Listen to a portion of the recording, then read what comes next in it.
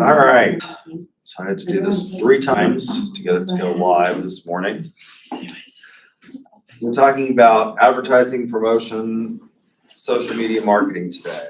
So this is the part of marketing that everybody thinks about as being marketing. And so I had you all come up with an ideal ad, what you think is the greatest ad, and submit it, and then tell me why you think the ad is great. And so we'll look at what makes an ad great, what makes persuasive integrated marketing communication, and how do we achieve that for our businesses. One of the things that I think that you ought to think about, again, throughout the class, what I've tried to do is I have tried to make this relevant to you individually. And so if you think about yourself as being a brand, you're going to go out and you're going to market yourself, and you're going to try and get a job once you leave here, unless you're independently wealthy. And in that process, you're going to take certain steps, like putting together a resume, but also considering your social media presence, things like your LinkedIn profile, your Facebook profile. And years ago, when I first started teaching these classes, and at that point in time, there was a social media platform that is, I think it's still around, but nobody uses it today, called MySpace, which was sort of the first of the social media platforms. I would have, I was in my late 20s, and students would add me as their friend on MySpace, and I would look at their MySpace profiles, and I was sort of horrified because I knew that once you put something out on the internet, it was there forever. Somebody could find it. They would be able to capture it and maybe use that against you. And so they would have pictures of themselves at, some party on, some club on 39th Street and beer bonging. And I would think that's just probably not the look that you want to have. People will find this, right? I mean, even if they can't get your passwords and things like that, there's just not a lot of separation. There was a movie that came out that was very popular when I was a teenager called 6 Degrees of Separation, and it starred Will Smith. And it was one of the movies before he became really, really famous. And it was about how connected we all are. At that point in time, if there was 6 degrees of separation between us and anybody else in the world, today there's far less, because with the age of the internet, we are all so hyper connected that it's important that we think about these things and maintain our brand image in a way that, is positive and promotes what you want to do. So promotion is the 4th element of the marketing mix. When we talk about marketing, it's this pervasive social discipline, social activity that we all engage in. We organize it around what makes it separate from other disciplines in the sciences, is that we organize it around 4 P's: product, price, place, and promotion. And so promotion is the 4th element. And there is, unlike price, which is where all of these other elements come together to represent what people will sacrifice, there is a unifying theory for promotion that's called integrated marketing communication. Now, a lot of people think that integrated marketing communication is just a fad, that we don't need to engage in it. But I will tell you that if you don't engage in a unifying theory of your brand for yourself or the products and services that you will ultimately promote, the consumer will come up with a image in their brain of what they think is your brand. So the promotional mix uses all the tools to inform our prospects, our clients, our customers, our constituents about our benefits, trying to persuade them, if they've already purchased it, trying to remind them of the benefits that they enjoyed, and a program that coordinates all these activities to speak with a consistent voice is IMC. So we're going to try and coordinate all of these things that we use as promotional mixes in terms of, print, online, television, radio, all of those things into one consistent voice to speak to the consumer and tell them a unifying sort of message that delivers a selling message. So the communication process involves a sender, that would be us as marketers. We're going to encode, that's called language or symbols, and these are enormously important, right? We're going to encode our message in language and symbols. If you're talking about ads on social media, for example, you're going to have all of the sort of elements. You can have sight, sound, all of that. We're going to choose the medium, be it social media, print, radio, television. Then it's going to be decoded by the receiver. The receiver is going to, in this day and age, it makes it really easy. It used to be that we had to engage in sophisticated sort of surveys to figure out what the consumer thought about us. And most businesses couldn't afford to do that. In modern age, we can afford to do that because consumers can engage with us through our social media in ways that they couldn't in the past. So they're going to encode, then we're going to have to decode that and try and figure out whether or not the message that we sent was the message that we intended. And as I've suggested when we talked about ethics in this class, this is not just a simple process, right? We had a hard time determining what this thing was, whether it's a table or a desk. Is it because I use it as a table? Tables are generally meant for eating. This is, being used for you to write on or put your electronic devices on and take notes. So does that make it a desk? Is it because of the purpose? Are these words that we use to describe things being understood in the way that we want them to be understood? And again, this is not trivial. So I want to read to you a passage from Snowball, which is the biography of Warren Buffett. Does anybody know who Warren Buffett is? Anybody know who Warren Buffett is? Yes. He's like a rich dude that owns part of Walmart, or like a main part of Walmart, right? I don't know that he owns Walmart. He owns a lot of companies. Yeah. So he is, it's called the Oracle of Omaha. At one point in time, I forgot my ducks today, so I'll give you a marker. At one point in time, he was the richest man in the world. He's been surpassed, but he owns an enormous amount of other companies through his holding company, which is called Berkshire Hathaway, which is an investment company. Berkshire Hathaway started out as a textile producer. He bought that company, and it's now, they don't produce textiles anymore. They produce money, basically. His alternate ego was a guy named Charlie Munger. And at various times throughout the course of his life, he has taken over businesses. At one point in time, the government actually asked him to take over Solomon when they were failing during the crisis of the mid-2000s. And so Gottfried is the president of a company called Solomon that the government has asked Warren Buffett and Charlie Munger to take over and to sort of evaluate whether or not they can save this company from bankruptcy. If it failed, the idea was that it was going to cost investors and the public a huge amount of money, and so could they save it. So at one point in time, Charlie Munger is riding around in a car with the guy who is head of Solomon, who feels like he is being treated unfairly, and he has what's called a golden parachute. Does anybody know what a golden parachute is?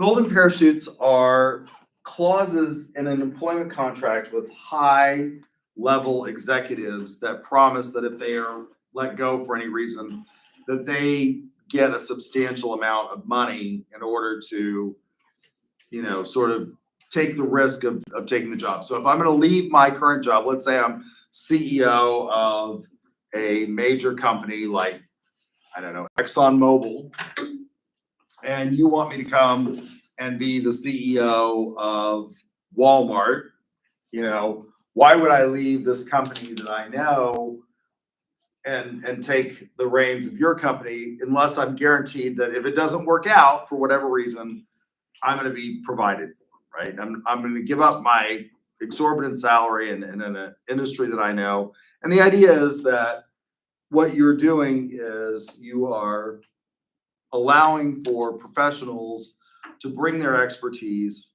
with the understanding that business is inherently risky. And this is covered by something in the corporate code called the business judgment rule. So officers and directors of corporations are required to, under the law of agency, behave certain ways. That means that they have a duty of loyalty, they have a duty of obedience, and they have a duty of thrift. The duty of thrift is where they oftentimes get into trouble because they make poor business decisions, and those business decisions ultimately cost the company an enormous amount of money. And in this case, Solomon was going broke. And the question is, did they violate the business judgment rule? Because it's inherently risky, there's a lot of deference given to the expertise of executives, recognizing that anytime you bring a product to market or anytime you engage in business, it could fail, right? The average product, the average company will go broke in less than 5 years. So Gottfried has this golden parachute, and I want you to look at this model and tell me what part of the model is being described by this series of events in Snowball. So Warren Buffett and Charlie Munger take over Solomon. And in the course of that, they try to get Gottfried to help them untangle all of the problems that Solomon had.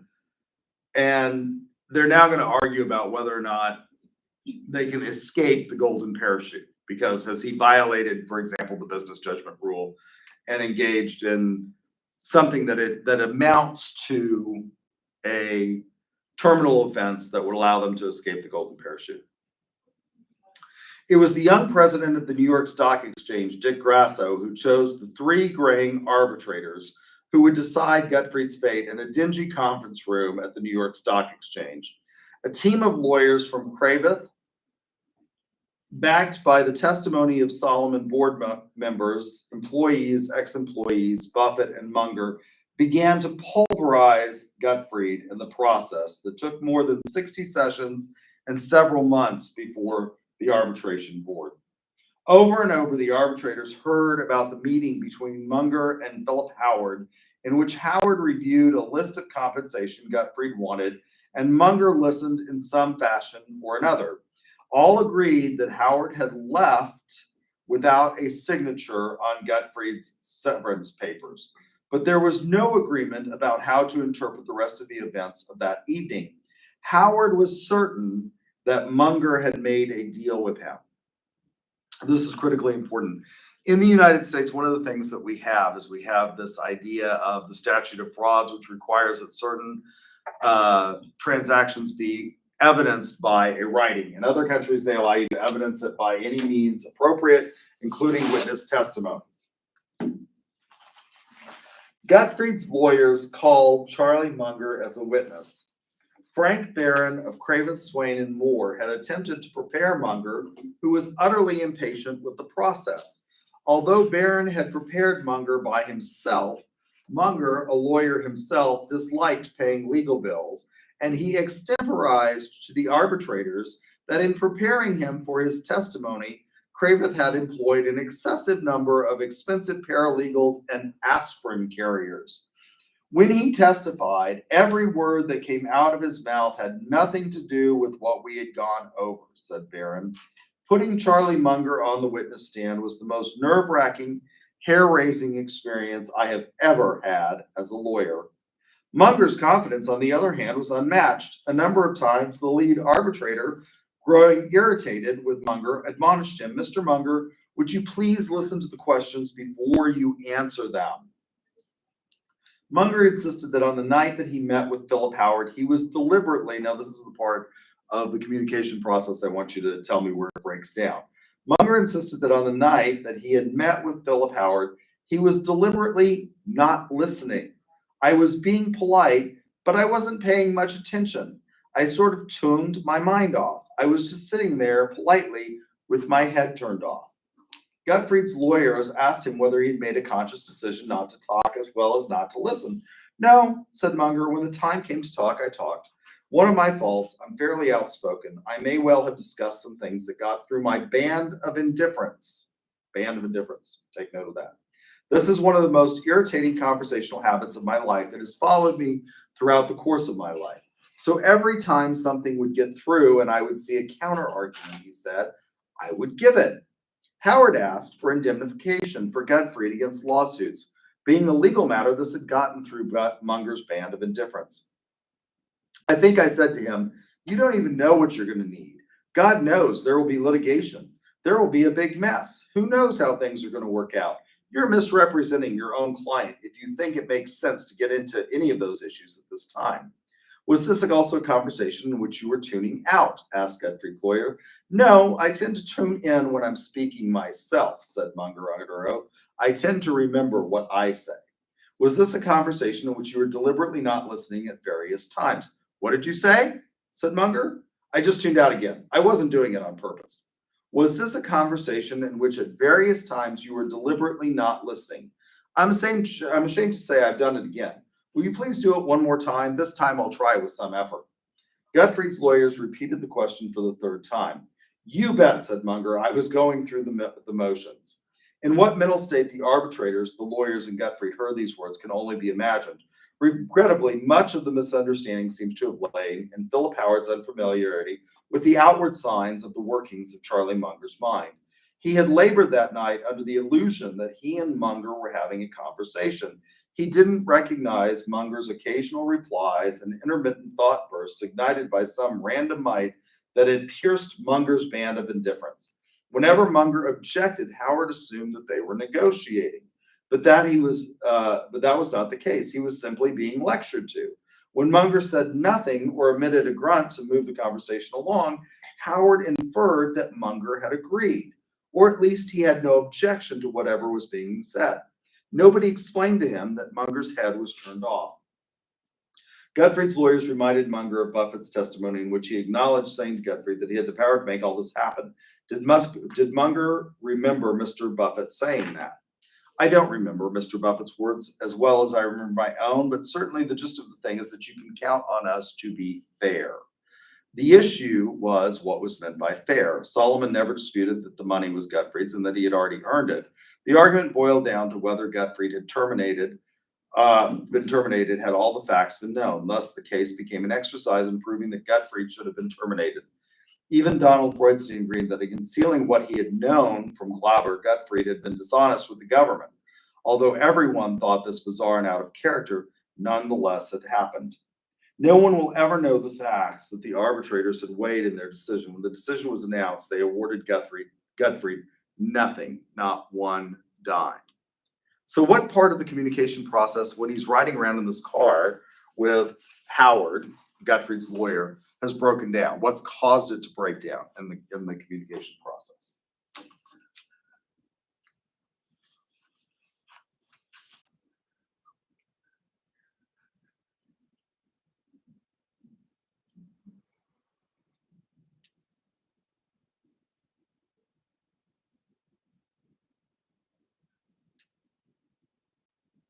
No one? It's this right here. Noise. Noise. It's what happens all the time when I'm lecturing, right? I have to constantly find a way of breaking through the noise, the distraction that you have from looking at your iPad or your phone or your computer or the thoughts in your head. It's getting through this. This is one of the hardest things to do in an era in which there is so much noise. In the past, there was less noise. And it was easier to reach the consumer because entertainment was scarce. And you could get to people, and it's the reason that if you look at political speeches, for example, in the political marketplace, that they could go on for hours and hours and people would sit there and listen to it because it was entertaining. How long are political speeches today? 30 minutes or less, because people get bored and they tune you out. And so you have to get through the noise. Charlie Munger tuning out his head and sitting there politely is the noise that Philip Howard was unable to get through in advocating for his client, right? So it's enormously important. This part of the model, we think we know what we're encoding, but if it doesn't break through this noise and it isn't translated in the same way in the decoding process as the receiver thinks it is, we're not sending the message and we're not completing what we want with the mind of the consumer in framing our product, service, or ourselves in the way that we want to. So, encoding is where we transform these ideas into a set of symbols. Decoding is where the receiver takes these set of symbols and transforms them back into an idea. And this is influenced by things that are beyond our control. It's influenced by the consumer's attitudes, their values, their beliefs. What kinds of things are the consumer thinking about? For communication to be successful, both sender and receiver must have a mutually shared field of experience. So I've been watching, because one of the things that interests me as an academic is religion and the promotion of religion. In the United States, we are the most religious Western nation on earth. In most of the rest of the world, religion and churches are not doing so well. And that's for a variety of reasons. One of the reasons, for example, that perhaps the Church of England in England is not, increasing its membership is because it's state supported. It is the official church of the state. The King of England is the defender of the faith. Anybody know what happened this morning? Early this morning? Yes. The Pope died. Yeah. Over 1 billion Catholics on earth, right? We'll now turn to Rome and the election of a new pontiff. For most of my life, and I went to Roman Catholic school. My father was Roman Catholic. So I went to a private Catholic school for my primary and secondary education. For most of that time, there was one pontiff. His name was John Paul II. He had been elected fairly young compared to a lot of popes, and he stayed on the throne of St. Peter for a long time. When he died, they elected Cardinal Ratzinger to be the Pope, and he resigned because he got old and infirm and he didn't want to carry the burden any longer. And they chose an archbishop, a cardinal archbishop from Argentina, and that was Jorge Bergoglio, who became the first Pope Francis. He was, not in great health and already pretty old, and so he has passed on. And so we'll now have to see who the church elects as the next head of the faith of the Holy See. And so part of my research focuses on the marketing of religion. Why is it that religion in the United States is so much more prevalent than it is in many of the other developed nations of the world?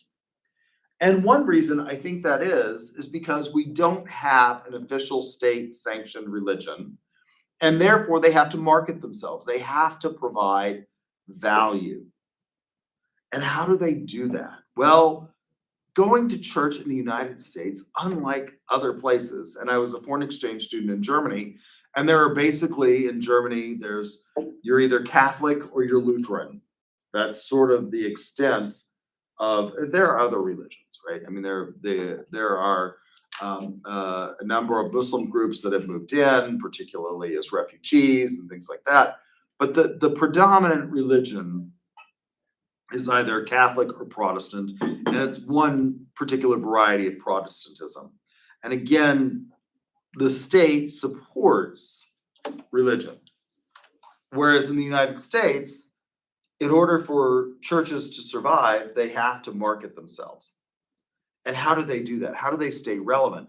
Well, if you've ever been to a service at Life Church out here on I-35, it's radically different from the faiths that I grew up in. My mother was Jewish, not by birth, but by choice. And so we were raised as both. My brother and I, both of our fathers, he has a different father than I do, but his father was Roman Catholic. My father was Roman Catholic. We both went to Roman Catholic schools. And my mother, being a convert to Judaism, introduced us to Judaism. And so we celebrated all of the holidays. Those two faiths are largely bound by ritual. And if you go to a Catholic service or a Jewish service, there isn't a rock band, right? If you go to Life Church, they have an incredible multimedia show. It's entertaining.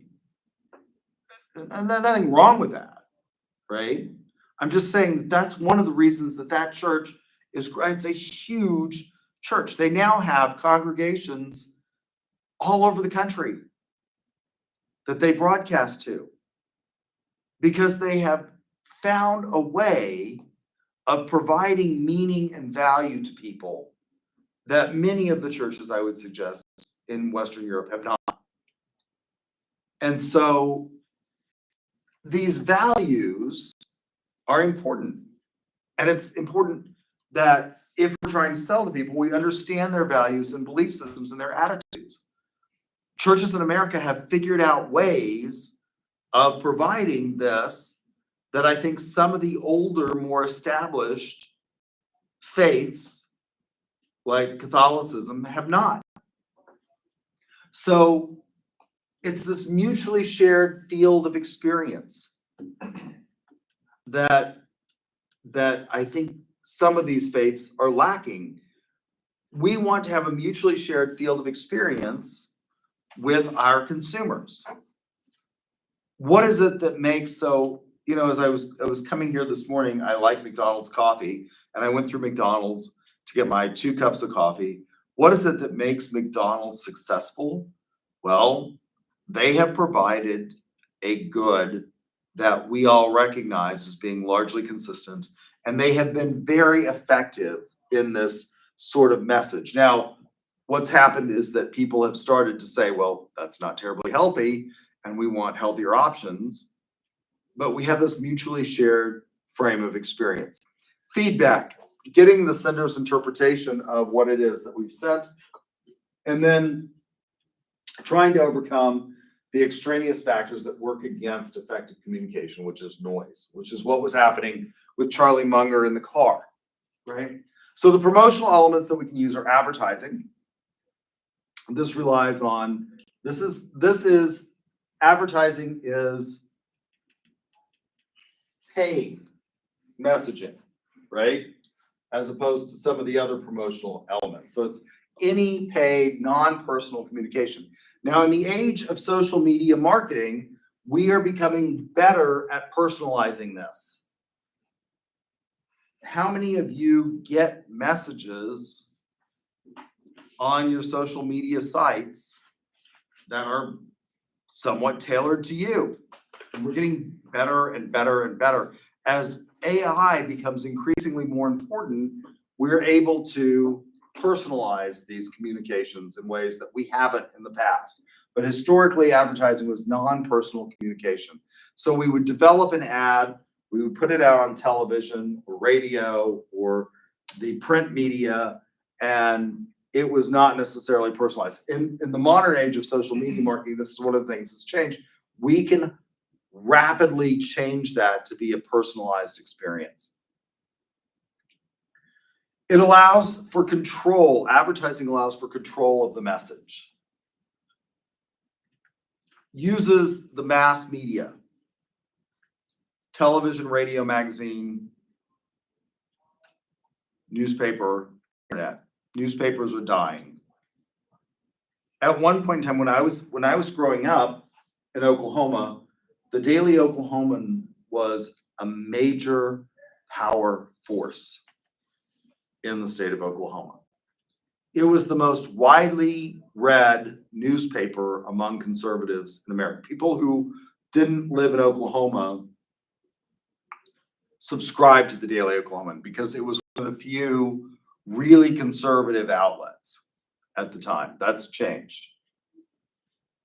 It can be extremely expensive. To this day, Super Bowl ads are enormously expensive. We just had the Super Bowl. How many of you watched the Super Bowl? People who don't even like football watch the Super Bowl. And why do they watch the Super Bowl? For the ads. Because it's entertaining. I didn't think any of the ads this year were particularly great or memorable. I can't remember any of them. Most years they are. They spend an enormous amount of money. And they're like little mini movies in many respects, right? It's directed towards a target audience. And generally speaking, in the past, before social media, advertising didn't allow for immediate feedback. How would we determine whether or not the ad was successful? Well, whether or not people started buying our product or service in greater numbers than before, or whether or not they could recall ads. We would do social surveys of ad recall after the Super Bowl or after a major advertising campaign to see if people were familiar with the brand, if they'd seen the advertisement, if they remember the advertisement, and then what they remembered about that ad, how it made them feel.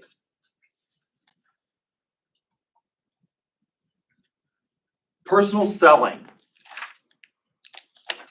So in the toolbox of the promotion element, personal selling allows for the most immediate and direct form of communication between the buyer and the seller. Now, this is generally expensive. Why? Because it involves actually going and meeting with a client, right? The advantages of this are that it controls who you're making the presentation to, which reduces waste and coverage. So until very recently, BC Clark, they still have a billboard out on the Kilpatrick Turnpike. So if you get off of I-35 and you head west, you can get on the Kilpatrick Turnpike, and about Broadway or maybe a little bit west of Broadway and the Kilpatrick is a BC Clark billboard advertisement. And historically, that billboard has featured BC Clark's Rolex products. The cheapest model of Rolex now is about $5,000. The stainless steel model of Rolex without the date is about $5,000 new. And that's what BC Clark sells. They don't sell previously owned. They used to. Now they sell those watches. When they take one in on trade, they sell it to, because they've changed their marketing on this and their thinking on this, they sell it to Watches Etc. and Watches Etc. deals in previously owned Rolexes. So $5,000 for a new Rolex There are lots of people that are driving on the Kilpatrick that are never gonna buy a Rolex. That's wasted coverage. Because they can't. Now, they've changed because the closest BC Clark store to that billboard is on May and North Park Mall, and they've lost their Rolex dealership. But that's wasted coverage. They're not gonna buy that, right? The average person driving on the Kilpatrick is driving on the Kilpatrick to get to work or to get someplace more efficiently across town than going, down Memorial Road or whatever. So you have a lot of wasted coverage. With personal selling, hopefully through prospecting, whether or not the person that you're presenting to is a qualified lead. It allows for instant feedback. You can tell whether or not somebody is tuning you out. Apparently, it was hard for Philip Howard in talking to Charlie Munger to realize that he was being tuned out. He wasn't reading his audience very well. But if you take professional selling, and we talk about social styles and professional selling, we teach you how to determine whether or not somebody is tuning you out. So you get instant feedback that'll allow you to modify your message in real time. If you can tell that the person is tuning out, you can switch to talking about a different feature of the product or service that you're selling that may have more interest. By listening to the customer, for example, you can tell what it is that they value in the features of the product or service that you're selling. The disadvantage of personal selling as opposed to advertising is that it can be very inconsistent. People can have bad days. And if they have bad days, they can destroy the image of your company in the mind of a consumer very quickly. And it's extremely costly. The average sales student that goes through our program will be selling in a business-to-business environment, and they usually start with a base salary of $50,000 plus commission. So that means that the company is paying them a base salary and then commission on top of that base salary. 80% of our students that graduate with that degree make six figures in their first year. So it's extremely highly cost. You cannot reach every single person, by personal selling. If you're something like McDonald's, where you're talking about a product that's average price point is below $10, right? Public relations. Public relations includes a wide variety of tools that businesses and organizations use to try and influence or persuade people. This includes special events, lobbying, annual reports that were filed with the SEC, and press conferences. Why is it that Rolex sponsors certain events, like dressage shows or the National Hunter Jumper Show? We have more horse shows in Oklahoma than I think any other state per capita.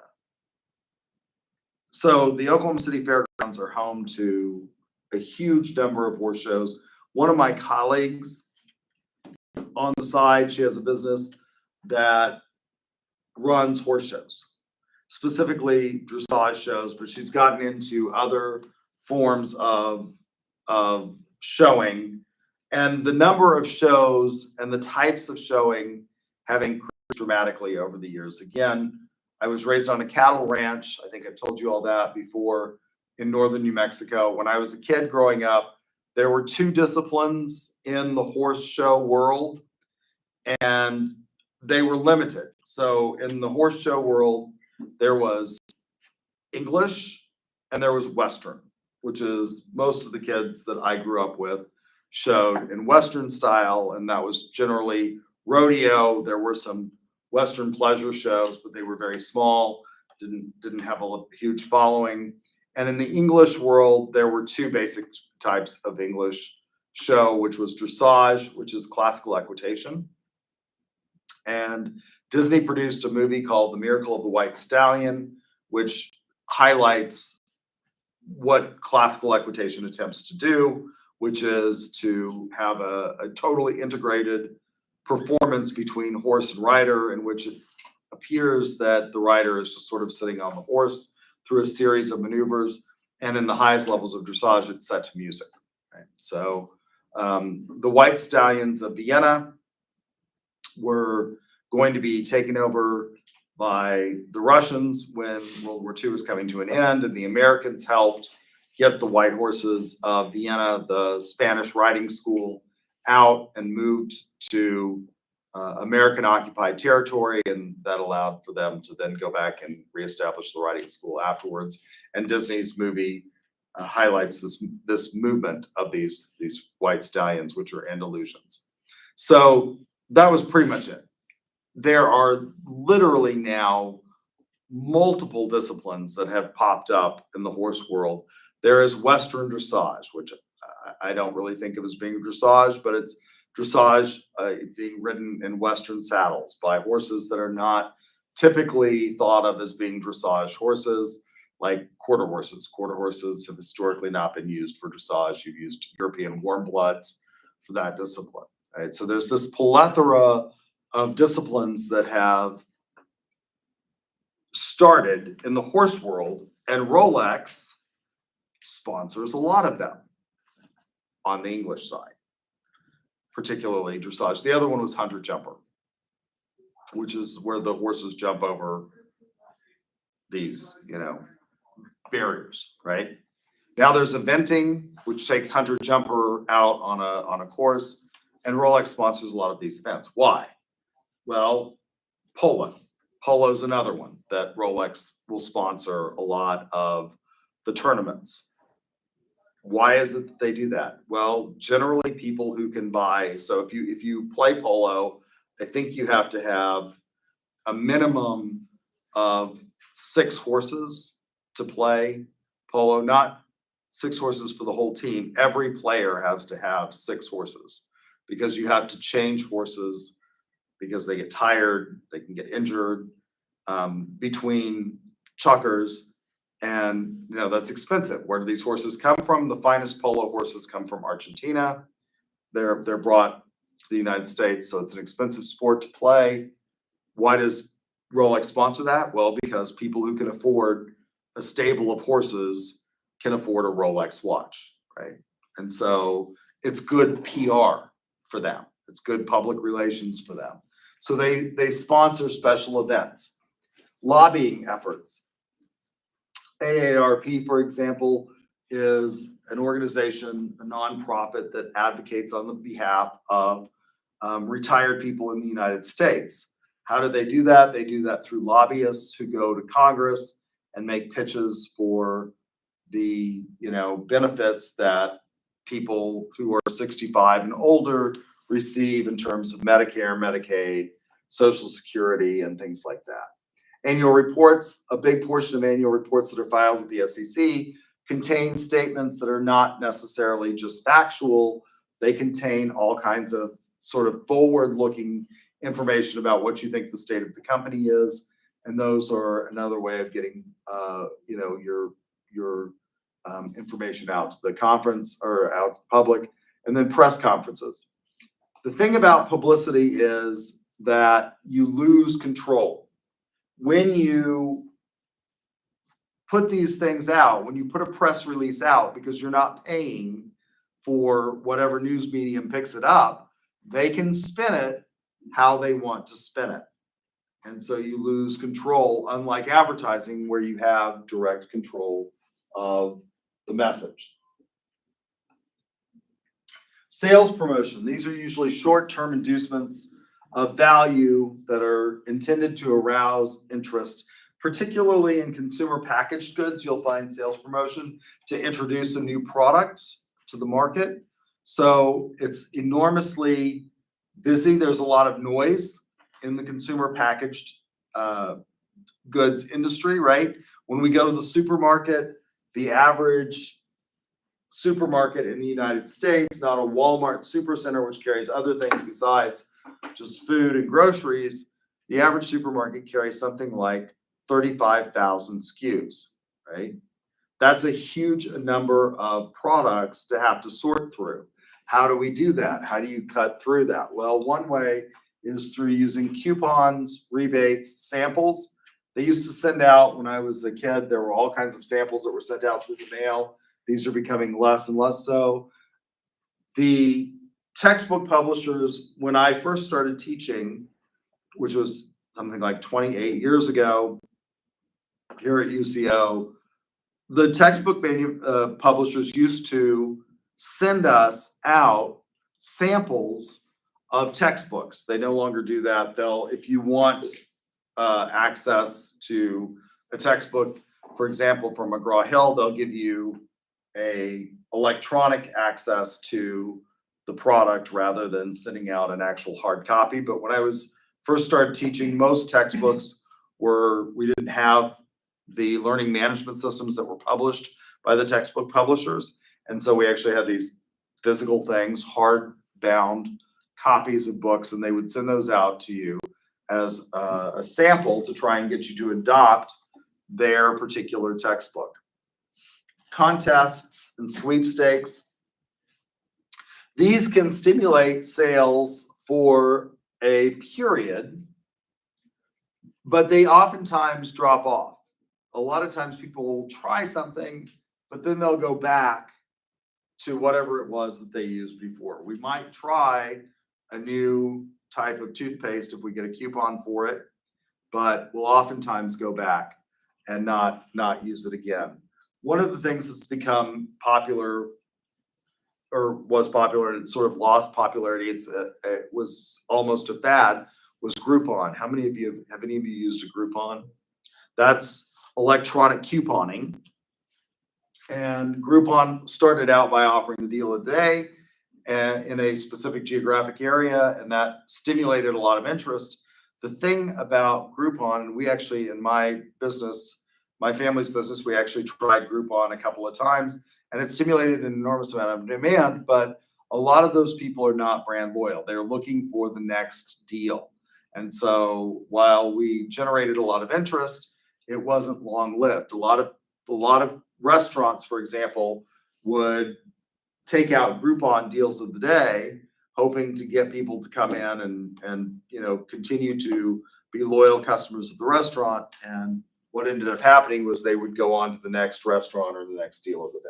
So it can be detrimental if it drops off at the end and you are not able to convert those people into loyal customers.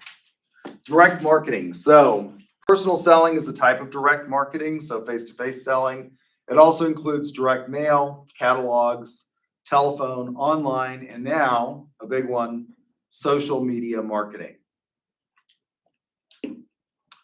The advantages are that you can customize it to match the needs of the target audience. Personal selling in many instances and direct mail can be adapted quickly. You can change that quickly. You can change online stuff very quickly. The disadvantages are that it does require up-to-date databases. And there's a growing concern in an electronic age about privacy. Now, as somebody who taught constitutional law for a lot of years, this is something that concerns me. However, I generally think that privacy is dead. When I started teaching constitutional law, that was the early ages of video recording being used in a widespread manner. So when I was a young child growing up, generally speaking, there were very few businesses that had video surveillance. And that video surveillance was limited because it required that you store the video surveillance on an actual like big cassette tape. And so a lot of these businesses would have videotapes that would be for like, I don't know, 24 hours or something like that. And if nothing happened in the 24 hours that required review of the surveillance, they would record over that tape. So there were these actual magnetic tapes that they used for the surveillance systems in a lot of places. They were expensive to install, cameras were expensive, and they were in places like banks or businesses that were highly susceptible to theft, which were convenience stores, which had an enormous amount of cash usually, because again, when I was a kid, most people didn't use credit cards for everything, used actual cash. People actually carried cash around and used it.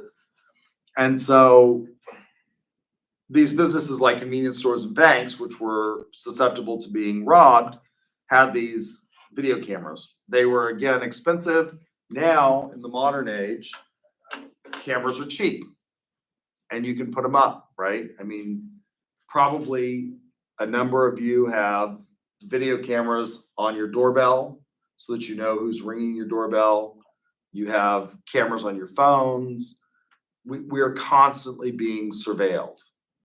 And so an age of privacy is really, really decreasing.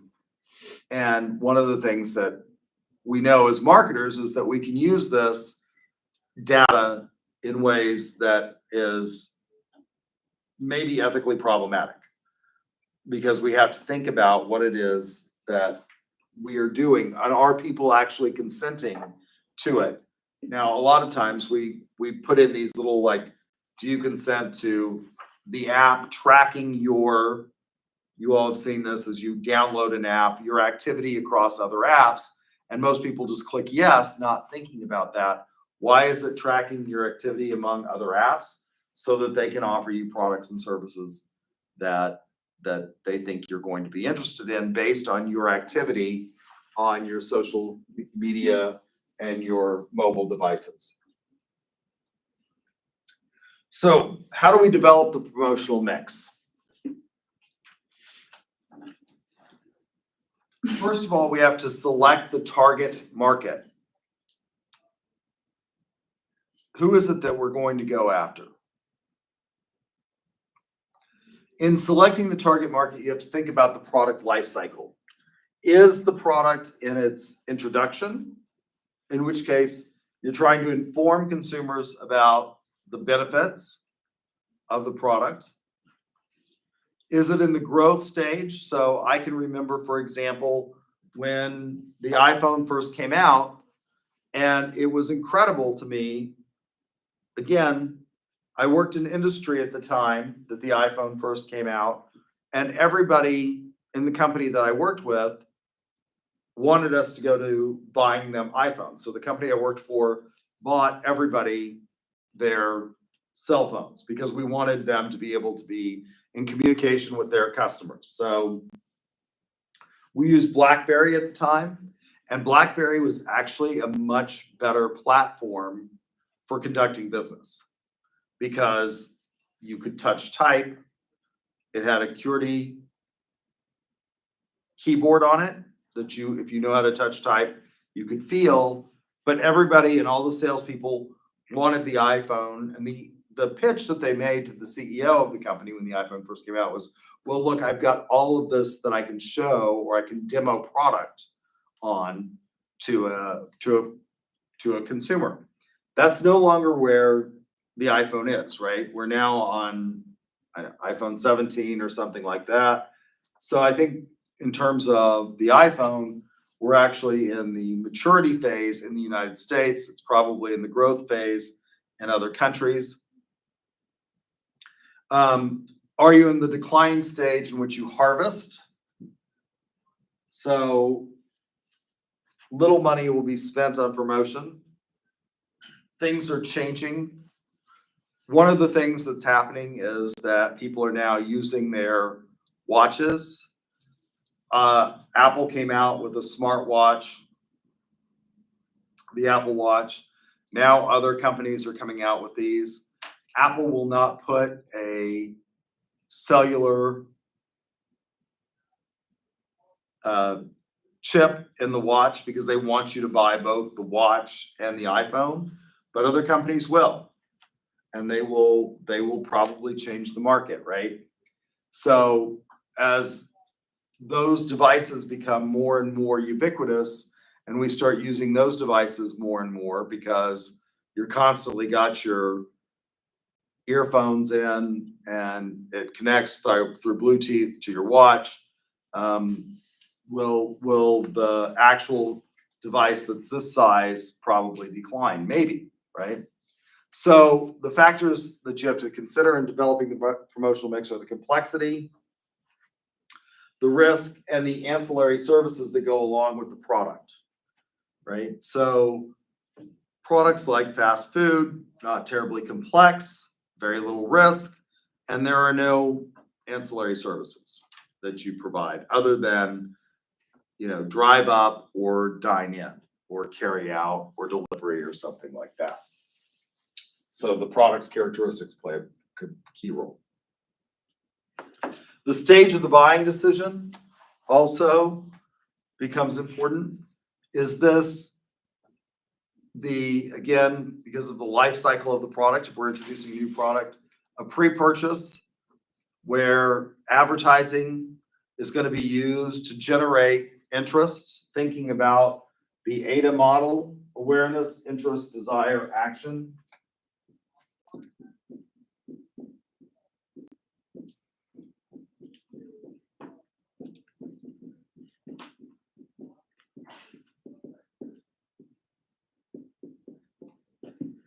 Are you trying to generate awareness, initial awareness of the product? Is it a consumer packaged good as opposed to something that's more complex? Is it the purchase stage? And then post-purchase, trying to remind consumers of the benefits that they used. So choosing the channels that you're going to use to engage in the promotional strategy. Are you using a push strategy where you're directing the promotional mix to channel members to gain their cooperation? So if you think about historically how drugs were marketed, pharmaceutical products, you had sales teams of pharmaceutical reps. Before we allowed direct consumer advertising of pharmaceuticals, this was generally the strategy, was a push strategy where the reps would go out and they would tell doctors, hey, we've developed this new drug that does X, Y, and Z, that treats this condition or that condition.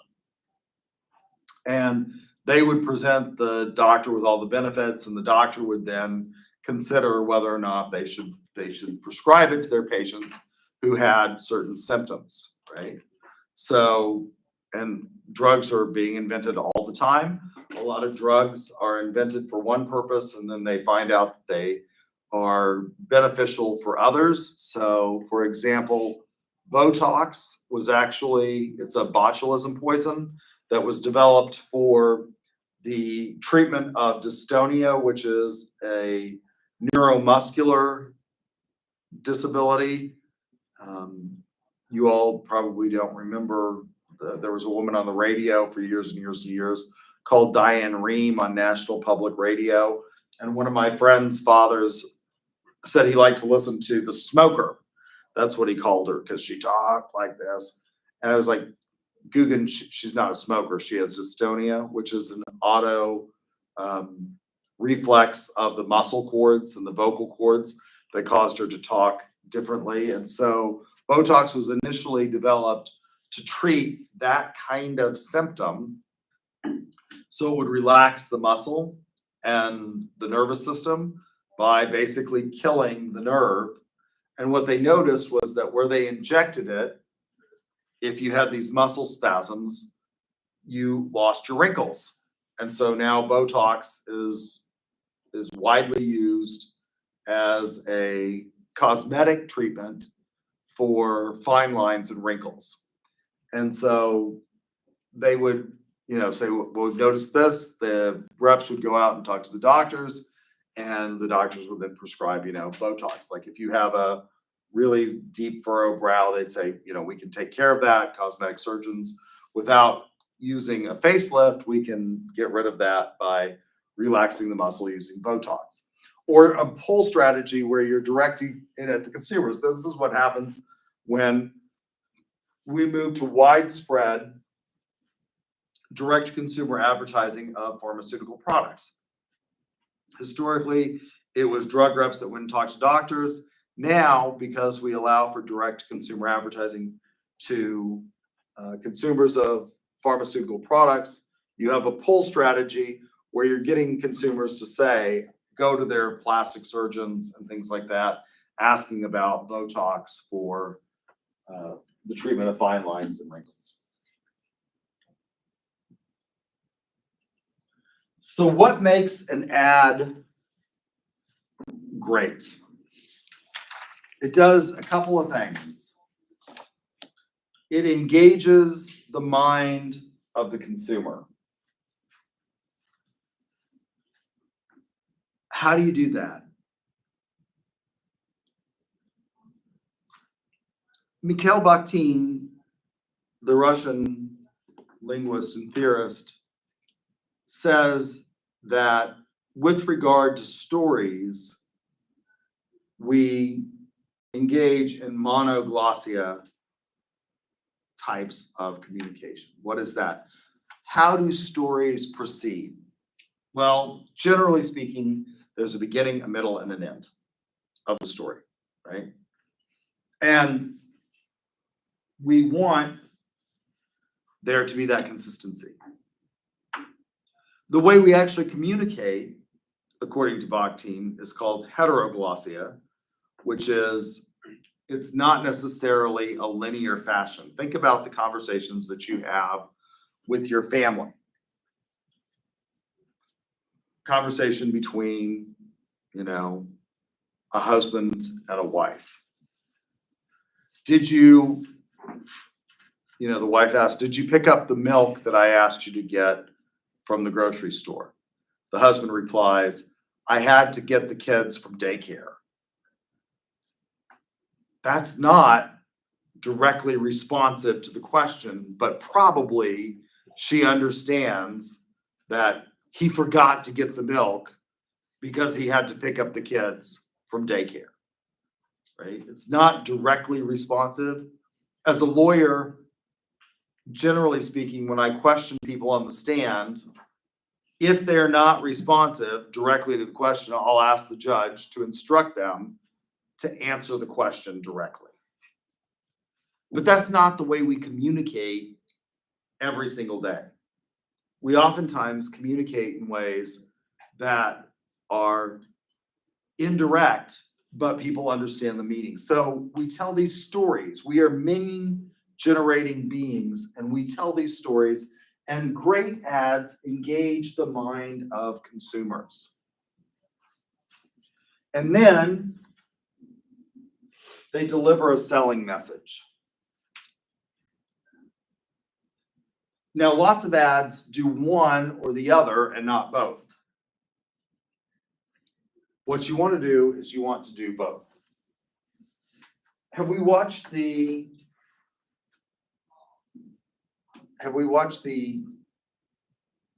herding cats video in here before? No. So this was an award-winning ad.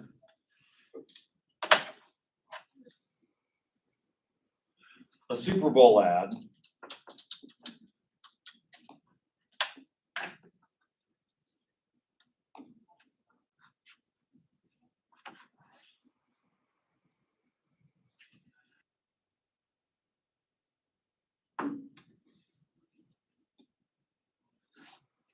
See if I can get the.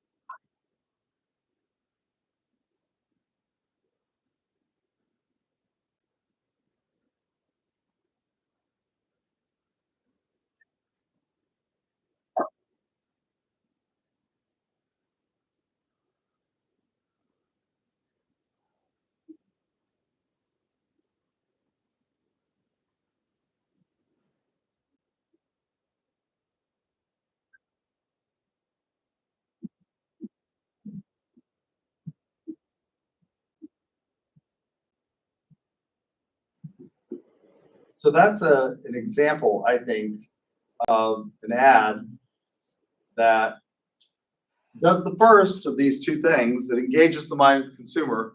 Why? It's funny. We generally don't think of cowboys as, herding little fluffy cats. It's causes some cognitive dissonance between the image of the Marlboro Man, which these are all, sort of iconic parts of our Western ideology in this country that people come here for, and this completely, disjointed activity, which is, herding cats. Why would anybody do that? The problem was 30 seconds after the ad was shown, it was an award-winning ad. Nobody remembered the company. They didn't remember what it was selling. So it fails. It engages the mind of the consumer, but it fails to deliver a selling message. All right, so on Wednesday, I will have a video for you on personal selling. And if you there were 2 people that got ducks today. So if you would come see me, and let me stop the video for the live stream. I will give you your points.